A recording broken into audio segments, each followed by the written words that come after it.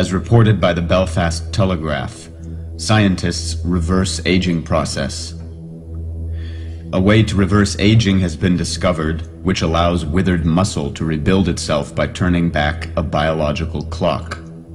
The effect has already been demonstrated on human muscle tissue in the laboratory. Scientists in the US believe the breakthrough could lead to new treatments that rejuvenate and strengthen aging bodies or combat degenerative diseases. Their findings also underline the importance of staying active for older people, since this reduced age-related muscle loss. What practical value does money and time spent on ways to reverse the aging process have, when at this very moment millions of people exist in poverty and without food to nourish themselves? What practical value does money and time spent on prolonging the lives of the elderly of the world have, when at this very moment children are sick and dying of malnutrition and famine? Why is it that poverty, starvation, circumstances of desperation and misery experienced by human beings is accepted and not given priority attention? Why has a solution not been found to the suffering and death of millions of human beings that occurs at this very moment?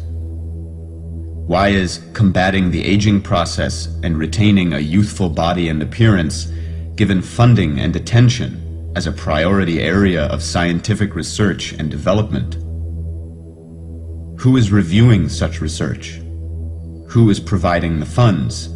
No doubt those who would want to prolong their own life.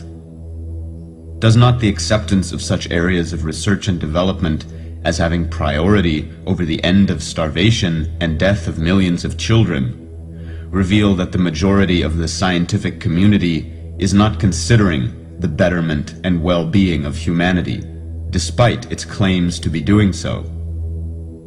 Does this not reveal that the majority of the scientific community is programmed not to see common sense and consider what actually requires our attention in this reality, what actually requires a solution above all else?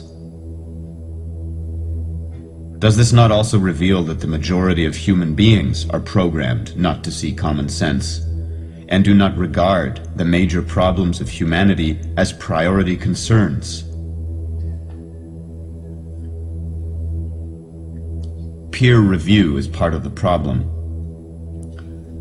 It is common sense that funding and support should be given to those areas of research and development which exist within the starting point of establishing and implementing solutions for the betterment of life for all human beings equally. In this, the primary problems of starvation, lack, non-access to electricity, healthcare, and education should be given absolute priority within the considerations of those who are reviewing and deciding the value and attention given to proposed scientific research and development. Because it is common sense that until humanity as a whole sorts out its equilibrium and corrects the current design of the world system, which is inequality, self-interest, and disregard for the suffering of the many in favor of giving attention to the wants and desires of the few with money, that any claim by science to exist for the betterment and well-being of humanity is a dishonest and delusional statement. However, it is seen that peer review, which should be undertaken by a community of human beings as peers, equal in the consideration of what best supports humanity as a whole in common sense, not influenced or limited by personal motives, self-definitions, a predefined knowledge base, desires, beliefs, or opinions, is rather undertaken by a group of people existing within the same or similar knowledge base and ideology as those submitting their ideas and research for review. Yet within the definition of peer review, it is stated that a community of experts in a given field is required who are qualified to perform an impartial review. The only impartiality evident is the impartiality towards what in common sense should be considered within a review of any proposed area of scientific research, funding, and development.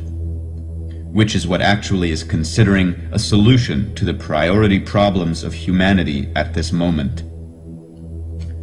It is evident that human beings are programmed to accept science and scientists to exist apart from the rest within their own bubble of superiority as knowledge, and that the majority of human beings do not take it upon themselves to evaluate the starting point of science within seeing what actually considers the betterment of the lives of all humanity as a whole as equals.